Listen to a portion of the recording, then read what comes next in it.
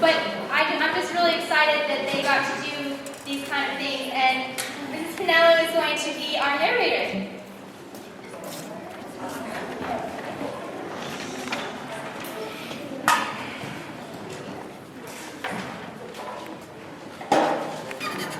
"'Twas the Night Before Christmas" by Clement Clark Moore.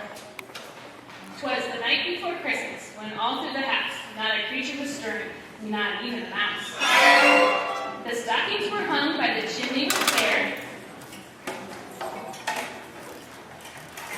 in hopes that St. Nicholas soon would be there. The children were nestled all snug in their beds, while visions of sugar plums danced in their heads. And Mama in her kerchief and I in my cap had just settled down for a long winter's nap.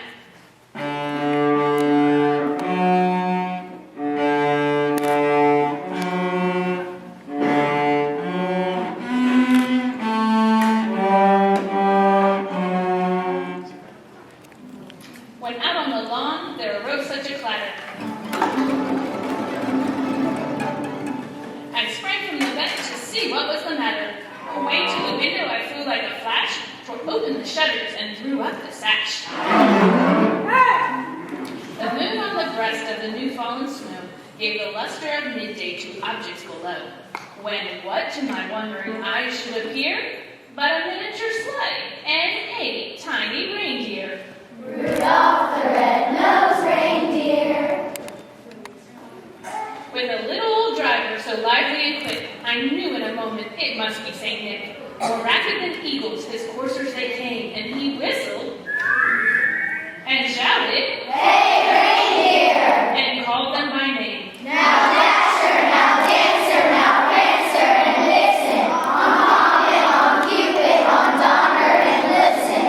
To the top of the porch, to the top of the wall, now dash away, dash away, dash away all. As dry leaves that before the wild hurricane fly,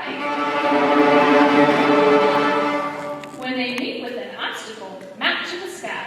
So up to the housetop the coursers they flew, with a sled full of toys and St. Nicholas too. And then in a twinkling I heard on the roof the prancing and pawing of each little wolf. As I drew in my hand and was turning around, down the chimney St. Nicholas came with a bound.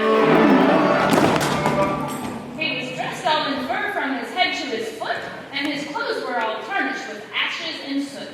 A bundle of toys he had flung on his back, and he looked like a peddler just opening his pack.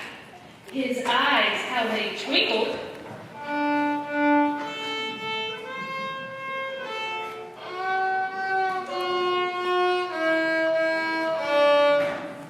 His dimples, how merry!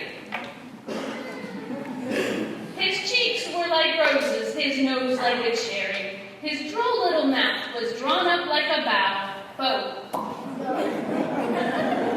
And the beard of his chin was as white as the snow. The stump of a pipe he held tight in his teeth, and the smoke it encircled his head like a wreath.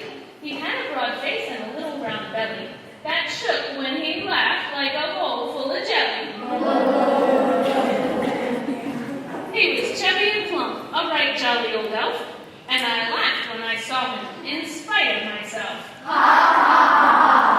wink of his eye and a twist of his head soon gave me to know I had nothing to dread. He spoke not a word, but went straight to his work, and filled all the stockings, and then turned with a jerk, and laying his finger aside of his nose, and giving a nod, up the chimney he rose. He sprang to his sleigh, to his team gave a whistle, and away they all flew like the down of a thistle. But I heard him exclaim ere he drove out of sight,